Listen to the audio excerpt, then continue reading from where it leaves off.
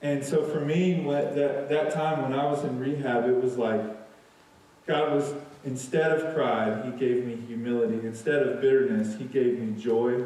Instead of anxiety, he gave me peace. Instead of chains, he gave me freedom. And I want to read one last passage from Isaiah 57. And this is another just really important word from the Lord that has really changed my life. Just kind of the understanding that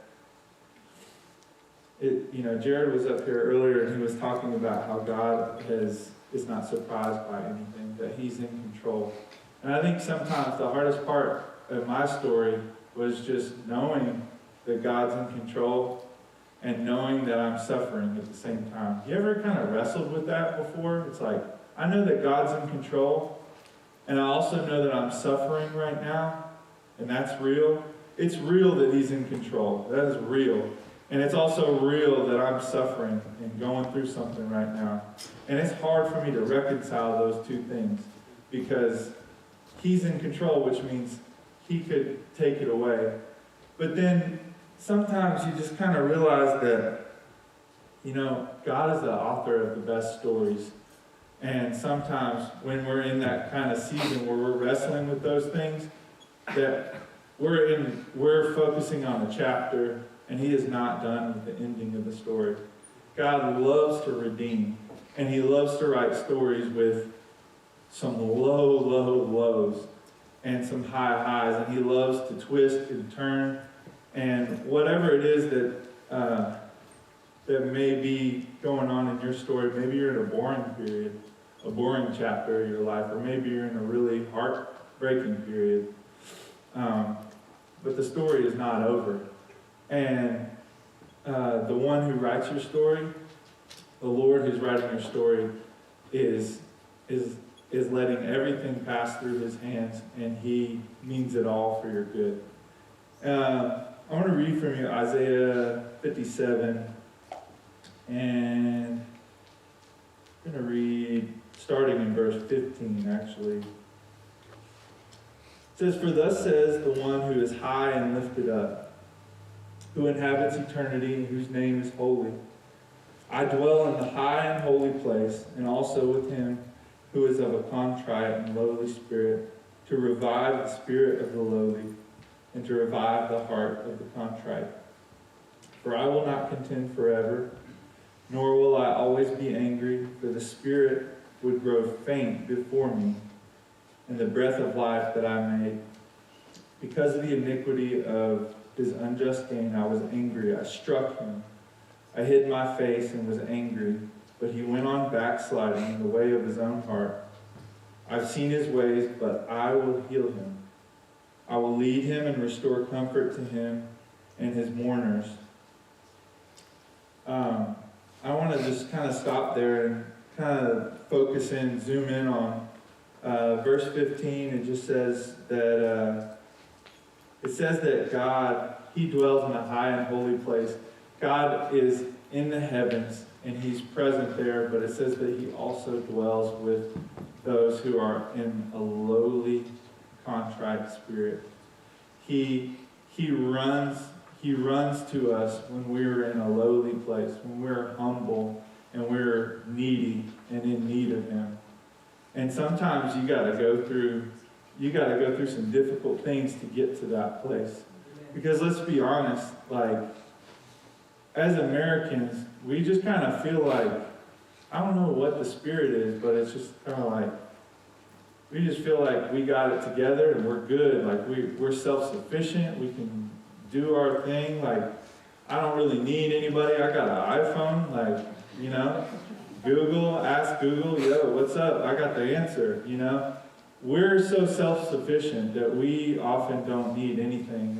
And most days, if we're honest, we don't even need God. Isn't that honest? I mean, how often do you just walk through your life day to day and just feel like you desperately need God?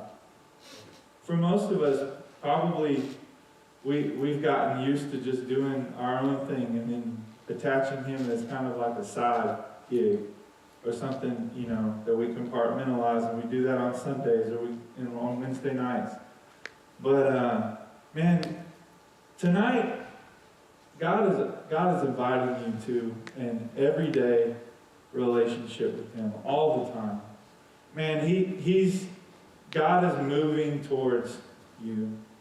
God, and I think one thing that I really haven't maybe conveyed so much is that a lot of my story, I just got pretty bitter and angry and started believing a bunch of lies about God, that he wasn't good, that he wasn't going to reward me for following him.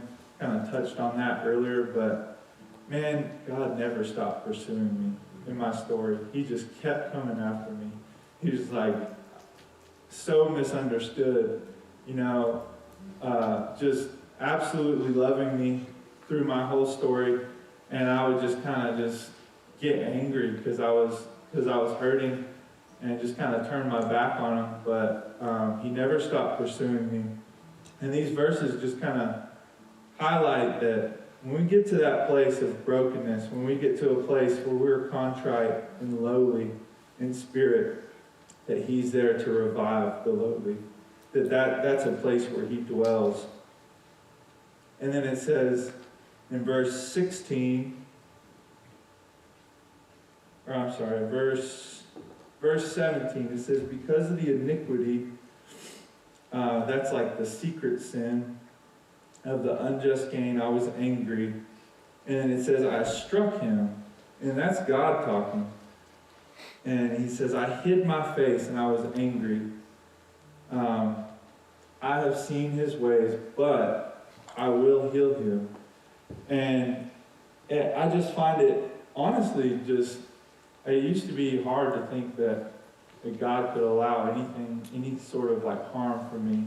But that verse right there tells me and tells you that anything that God allows in your life that's difficult, any pain that he's allowing so that he can heal you, so that he can be the one to bind that wound up, so that he can come in and show you his love. And sometimes the only way to experience love is to not deserve it. Just think about it. Like, if you were good all the time and you've never been through anything difficult or anything hard, and you were always faithful and always good, then for God to love you is just a reward.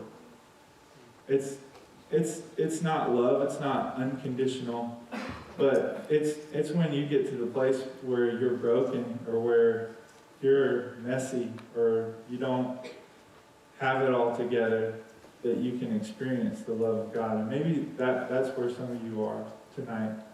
And I'm just praying that God would just comfort you right where you're at. And the last verse that I want to share, I'm just gonna quote it for time's sake, but it's from 2 Corinthians. It just says that God comforts all of us in our afflictions so that we can comfort those the other people in our lives that are going through something, that are going through an affliction, with that comfort that we've received from him. And so I just wanted to encourage you and just say that if you're going through something, that God's given you purpose to your suffering, that He is going to use you. He's going to use that specifically to encourage somebody else that you know.